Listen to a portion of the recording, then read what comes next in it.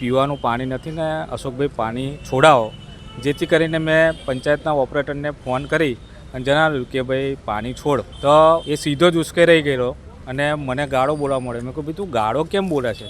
સીધી રીતે મેં તને પાણી છોડવાનું કહ્યું તો કે ઊભો રહો, હું તને પાણી બતાવું. એવું કરી અને સીધો જ એ સરપંચના પુત્રોને લઈ અને સીધો મારા ઘરે આવી અને સીધી ગાળાગાળી કરવા માંડ્યો. તો સીધો જ ઉશ્કેરાઈ અને એના પપ્પાને, કે જે પતિ સરપંચ જ્યોત્સનાબેન છે એમના પતિ, એટલે એના પપ્પાને ફોન કરી અને સીધા બોલાયેલા અને એમની સ્વિફ્ટ ગાડી લઈ અને નશાની હાલતમાં સીધા મારા ઘરે ઘૂસી ગયેલા.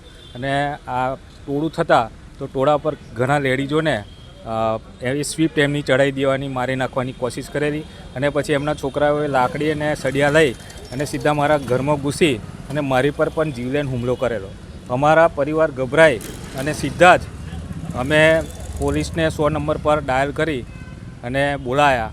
તો પોલીસે સીધો અમને મામલો થાળેપારી પોલીસ સ્ટેશન લઈ ગયા. તો ઉલટાનું ચોર કોટવાના દંડે હું મારા ઘરે જ હતો, તેમ છતાં પોલીસે પણ મારી પર રાયોટિંગ કરી, એના પર પણ નોર્મલ કલમ લગાવી. અને એસપી સાહેબને મળ્યા તો એસપી સાહેબે ખાતરી આપી છે કે અમે ન્યાયિક તપાસ કરી અને યોગ્ય કાર્યવાહી કરીશું. સરપંચ છે જ્યોત્સનાબેન મહેપતસિંહ રના, અને આ જે હુમલો કર્યો છે એમના પતિ બધો વહીવટ કરે છે અને એમને જ જીવલેણ એમના છોકરાઓ દ્વારા કર્યો છે.